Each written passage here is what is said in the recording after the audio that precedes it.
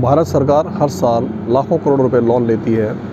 वह लोन आंतरिक रूप से भी होता है, बाहरी रूप से भी होता है। लोन के दो प्रकार होते हैं और वह लोन के द्वारा ही देश को अलग अलग व्यवस्थाओं के मुताबिक शिक्षा, डेवलपमेंट, सड़क निर्माण, स्वास्थ्य, इंफ्रास्ट्रक्चर, अलग अलग सेक्शन में जो पैसा सरकार हमें देती है, चाहे वो फ्री राशन का हो, चाहे फ्री बिजली का हो, या अन्य जो है व्यवस्थाएं हो, सड़क हो, ट्रांसपोर्टेशन हो, वो पैसा कहीं ना कहीं से तो आता ही है और उसी पैसे को सरकार जो है हमें देती है। अब मैं इस वीडियो में बताने की कोशिश करूँगा कि ये पैसा सरकार कैसे ब्याज पे लेती है, कहाँ से लेती है, किन किन संस्थाओं से लेती है और किस प्रकार से वो पैसा जो है सरकार हमें देती है और कैसे हम उस पैसे का हमारे लिए उपयोग लेते हैं। कर्ज माफ़ी होती है या अन्य मुद्दे होते हैं, तो उसमें जो भी पैसा सरकार हमें देती है उसको किस प्रकार से बाहरी कर्ज़ों के रूप में, आंतरिक कर्ज़ों के रूप में लेती है, वह जिक्र इसी वीडियो में होगा। नमस्कार दोस्तों, मेरा नाम मोती सिंह राठौड़ है और आप देख रहे हैं मोका जी यूट्यूब चैनल। और मैं इस चैनल पे अच्छी वीडियोस लेके आते रहता हूँ और आशा करता हूँ कि ये वीडियोस आपको अच्छे लगेंगे। और कभी कभी मैं ऑन रोड होता हूँ या मान लो ऑन रनवे होता हूँ तो मैं ये वीडियोस किसी ऐसे लोकेशन पे शूट करता हूँ जो होटल है मान लीजिए, या मुझे जो भी सूटेबिलिटी मिलती है। मैं ऑन रोड भी ट्रैवल में रहता हूँ तो भी वीडियो में शूट कर देता हूँ। इसलिए थोड़ा लोकेशन का या लाइटिंग का प्रॉब्लम हो तो इसलिए मुझे माफ़ कीजिए। और अभी तो ठंड है इसलिए मैंने अपने कान भी ढक रखे हैं। मेरे जो वीडियोज़ रहते हैं उसमें मैं ज़्यादातर बताने की कोशिश करता हूँ कि जो भी नेशनल इंटरनेशनल है, जो भी हमारे किसी भी मुद्दे का मैं आप तक या किसी भी विषय की जानकारी आप तक लाना चाहता हूँ। आज जो विषय है उसके बारे में मैं आपसे इस वीडियो में डिस्कस करूँगा। दोस्तों, आज का जो विषय है वो है कि भारत जो है, जैसे हम मान लो अपने घरों में, अपने परिवार के लिए, अपने किसी कार्य के लिए लोन लेते हैं, वैसे ही ठीक जो है कोई देश या कोई राज्य या कोई ज़िला या मतलब ये भी लोग जो है कहीं से कर्ज लेते हैं। अब मान लीजिए भारत जो है हमें जो भी व्यवस्थाएं दे रहा है, हमारे पास जो भी व्यवस्थाएं हैं या कुछ फ्री दे रहा है, कुछ मान लो है, तो हमारे दिमाग में क्या है, एक ही चीज़ रहती है कि टैक्स से हमें पूरा करता है। लेकिन ये सब चीज़ टैक्स से पूरी नहीं होती है। टैक्स के अलावा भी बहुत सा पैसा जो है सरकार को व्यवस्था करनी पड़ती है। भारत पर कितना कर्जा है या भारत पर कितना कर्जा पहले था और अभी है और आगे क्या क्या व्यवस्थाएं होगी। जो भी पैसा हम किसी से लेते हैं उसके ऊपर हमें ब्याज देना पड़ता है। अब ब्याज दो तरह का होता है। अगर हमारा मिलने वाला होता है तो ब्याज कम होता है। हम या किसी विशेष तय नीति से लेकर लोन या कर्ज लेते हैं तो वो कैसे लेते हैं। तो भारत पर कुल कितना कर्ज और किन किन माध्यमों से कर्ज लेती है सरकार, इसके बारे में आज हम आपको पूरी बात बताएंगे। अभी देखिए कि सबसे चीज़ पहली आ रही है कि भारत सरकार जो है अभी कुछ ही समय पहले वित्त मंत्रालय जो है, वित्त मंत्री जो है निर्मला सीतारमण जो है, उन्होंने एक प्रेस कॉन्फ्रेंस की थी और सॉफ्ट ड्रिंक वगैरह जो है कुछ ऐसी चीज़ों के बारे में उन्होंने जिक्र किया था। तब उन्होंने क्या कहा था कि इसका जो भी एक शेष होता है, कारों जैसे सामान पर शेष लगेगी, एक टैक्स होता है, टैक्स की पैटर्न्स होती है। अब मैं इस पर ज़्यादा गहराई से नहीं जाऊँगा, मैं सिर्फ इतनी गहराई पे आपसे बात करूँगा जिस पर गवर्नमेंट जो है अपने लिए पैसा कैसे जुटाती है, कहाँ से पैसा लाती है गवर्नमेंट। गवर्नमेंट क्या ऐसा चीज़ होती है जो गवर्नमेंट कर्ज कहाँ से लेती है। हर आदमी कर्ज लेता है, चाहे कितना ही बड़ा आदमी है वो कर्ज तो लेता ही है, लेकिन कर्ज लेते कैसे हैं, किस प्रकार से कर्ज जो है लेकर के और गवर्नमेंट अपना जो है देश चला रही है। जो भी गवर्नमेंट आती है उसको देश चलाना पड़ता है और देश चलाने के लिए गवर्नमेंट को पैसा कहाँ से मिलता है, कैसे लेती है, उसके बारे में हमारा चर्चा होगी। 12 लाख करोड़ सरकार जो है इस साल जो आगे 12 लाख करोड़ कर्ज जो है सरकार लेगी। 2026 तक राज्यों को जीएसटी नुकसान की भरपाई के लिए उठाए गए लोन के भुगतान में होगा। पिछले साल अक्टूबर में वित्त मंत्रालय ने कहा था कि केंद्र सरकार राज्यों के वस्तुएं एवं सेवा कर जीएसटी की कमी को पूरा करने के लिए 1.1 लाख करोड़ का कर्ज लेगी। ये उन्होंने, मेरे पास जो सूत्र है या जो भी मेरी जानकारी मैंने जो कलेक्ट की है उसमें से मैं आपको बता रहा हूँ,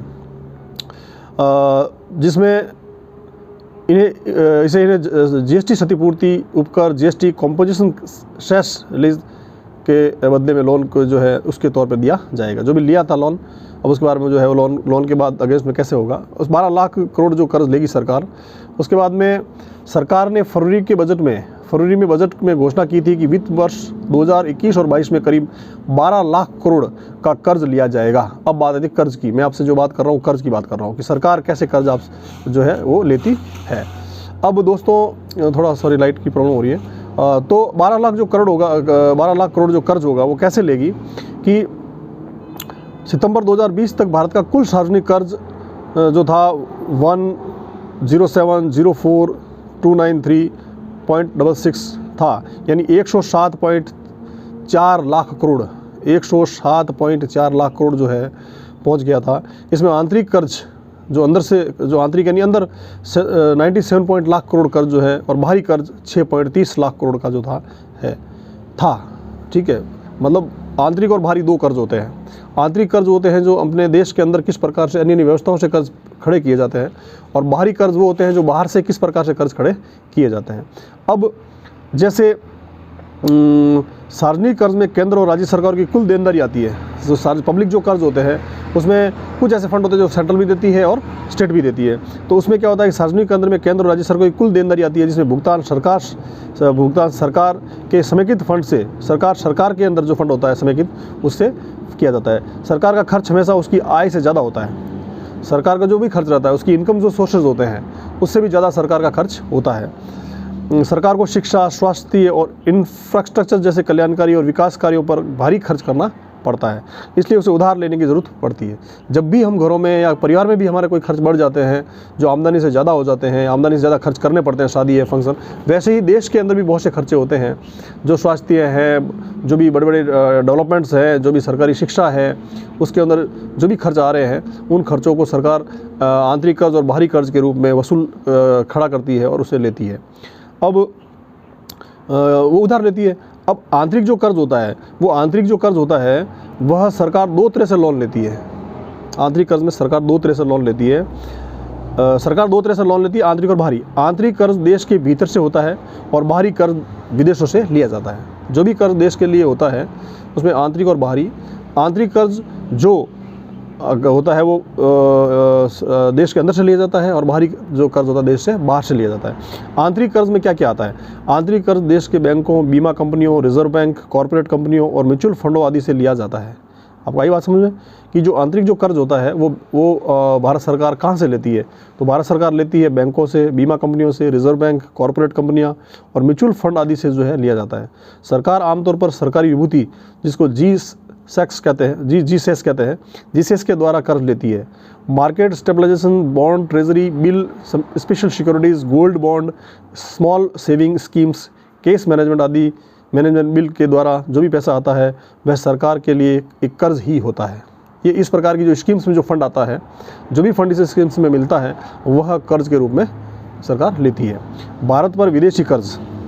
इस समय भारत पर जो है कर्ज क्या है? आरबीआई में के जून में जारी किए गए आंकड़ों के मुताबिक 2021 के मार्च महीने की समाप्ति पर भारत का विदेशी कर्ज एक साल पहले से 11.5 अरब डॉलर बढ़कर 570 अरब डॉलर हो गया है। पहले जो था आंकड़ों के मुताबिक 21 में वो 11.5 अरब डॉलर था, और वो बढ़ करके मार्च 2021 तक 570 अरब डॉलर हो गया। मार्च के अंत में विदेशी कर्ज जीडीपी का 21.1% था। वह अनुपात एक साल पहले 20.6% था। विदेशी ऋण में विदेशों से लिया गया वाणिज्यिक ऋण का हिस्सा सबसे ज़्यादा 37.4% है। यानी जो पैसा लिया गया उसमें 37.4% जो हिस्सा है वो वाणिज्यिक ऋण का हिस्सा जो है वो विदेशों से है।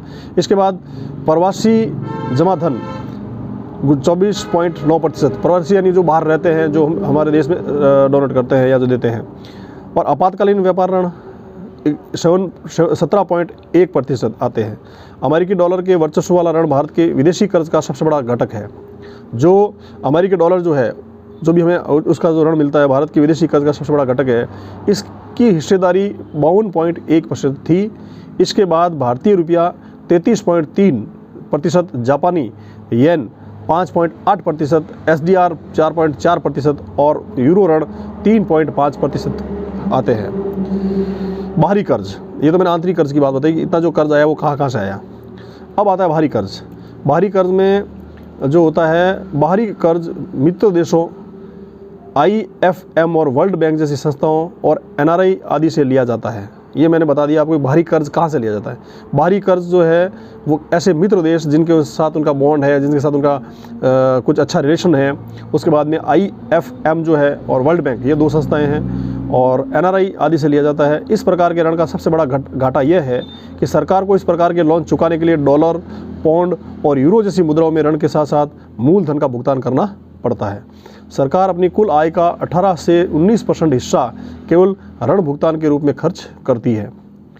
इसके अलावा भारत सरकार अंतर्राष्ट्रीय फ्लोट बॉन्ड भी जारी करती है। फ्लोट बॉन्ड जारी करती है जिसमें बड़ी मात्रा में सरकार के पास विदेशी मुद्रा आती है।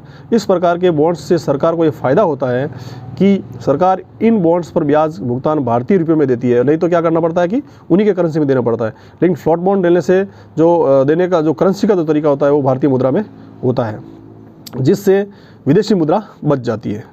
बजट के बाहर कर्ज। अब आता है कि 2 कर्ज तो हो गए, लेकिन अब बात ये आती है इसके अलावा कुछ उधार ऐसा होता है जिसे आउट ऑफ बजट कहते हैं, जिसे ऑफ बजट कहते हैं। ये सीधे केंद्र सरकार नहीं लेती है, इसलिए इसका असर राजकोषीय घाटे में नहीं दिखाया जाता। बजट में इसका जिक्र नहीं होता। ये कुछ सार्वजनिक कंपनियां, सरकारी संस्थाओं के लोन या डेफर्ड पेमेंट के रूप में होते हैं। माना जाता है कि ये लोन संस्थान सरकार के निर्देश पर लेती है। अगर कोई संस्थान को या किस प्रकार का जो फंड चाहिए होता है तो सीधा भारत सरकार नहीं देती है, मीडिएटर रहती है भारत सरकार, उसकी परमिशन के बगैर वो लोन नहीं ले सकते, जैसे NGO वगैरह होते हैं तो, लेकिन उसमें शामिल होता है। लेकिन इसे चुकाने की जवाबदेही सरकार पर नहीं होती। अब जिम्मेदारी तो लेती है, लेकिन चुकाने की जिम्मेदारी सरकार की नहीं है। जो भी ऋण दिया जा रहा है उसके द्वारा चुकाया जाएगा। यही वजह है कि इसे बजट में शामिल नहीं किया जाता। पिछले साल सरकार ने राशन बांटने में FCI के सब्सिडी बिल का आधा हिस्सा ही आवंटित किया, बाकी पैसा उसे नेशनल स्मॉल सेविंग फंड से उधार लेने को कहा गया। इसी तरह फर्टिलाइजर सब्सिडी के लिए कुछ हिस्सा सरकार बैंकों से लोन के रूप में दिलाया जाता है, खुद सरकार देती है। राज्यों की GST क्षतिपूर्ति।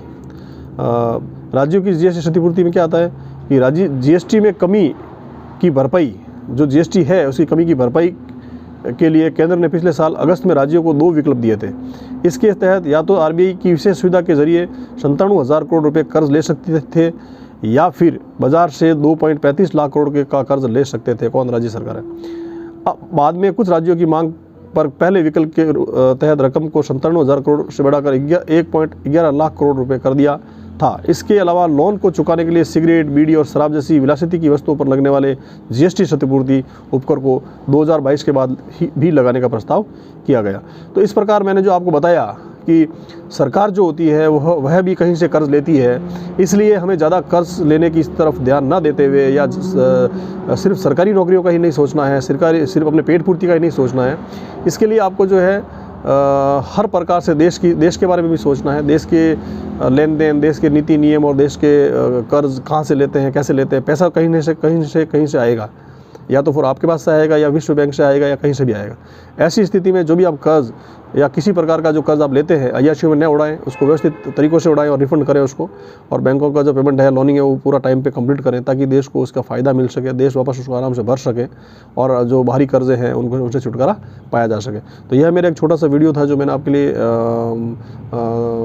आपको जानकारी के लिए मैंने बनाया। और इसमें थोड़ा लाइटिंग वगैरह की व्यवस्था है, तो मैं ऑन रोड जब एक होटल में मैं बैठा हूँ और वहाँ से मैं ये वीडियो आपको शूट करके भेज रहा हूँ, तो शायद मेरा थोड़ा आपको वीडियो लाइटिंग वगैरह है, या मैं भी थोड़ा फ्रेश मूड न लगूँ, तो इससे मैं न जा करके आपको खाली वीडियो के अंदर दी गई जानकारी के विषय में जो है उसको ज़्यादा थोड़ा लेना है। और अगर ये मेरा आपको यूट्यूब चैनल पसंद आता है मोकाजी TV, तो इसको आप सब्सक्राइब कर लीजिए। और अगर ये वीडियो आपको अच्छा लगता है तो उसको आप शेयर कीजिए, लाइक कीजिए और चैनल को सब्सक्राइब कीजिए। साथ ही घंटी के बेल के जो घंटी का जो आइकॉन है उसको दबा दीजिए, ताकि मेरे जो नए वीडियोज़ है उनका नोटिफिकेशन आप तक पहुंच सके। यह एक मेरा छोटा सा प्रयास था जो आपके लिए मैंने किया है, और मैं और भी आगे आने वाले टाइम में अच्छे वीडियोज़ आपके लिए लाऊंगा। तो आशा करता हूँ कि वीडियो आपको अच्छे लगे और बेहतर लगे, और मैं आपके लिए अच्छे वीडियो बनाते रहूँ। इसी के साथ मैं आपसे फिर लेता हूँ विदा, और आपके लिए और अच्छे वीडियोज़ के साथ फिर आऊँगा मैं। और तब तक के लिए आप मेरे इस यूट्यूब चैनल को सब्सक्राइब कीजिए, लाइक कीजिए, शेयर कीजिए और रखिए अपना ध्यान। और ओमिक्रॉन का जो वेरिएंट चल रहा है ओमिक्रॉन, उसके ऊपर सुरक्षित रहिए, सेफ़ रहिए, मास्क का इस्तेमाल कीजिए और डिस्टेंस को फॉलो कीजिए, गवर्नमेंट की तमाम गाइडलाइंस को फॉलो कीजिए, और अपने आप को स्वस्थ रखिए, अपने परिवार को स्वस्थ रखिए, अपने आसपास को स्वस्थ रखिए और सरकार का सपोर्ट कीजिए। इसी के साथ जय हिंद, जय भारत।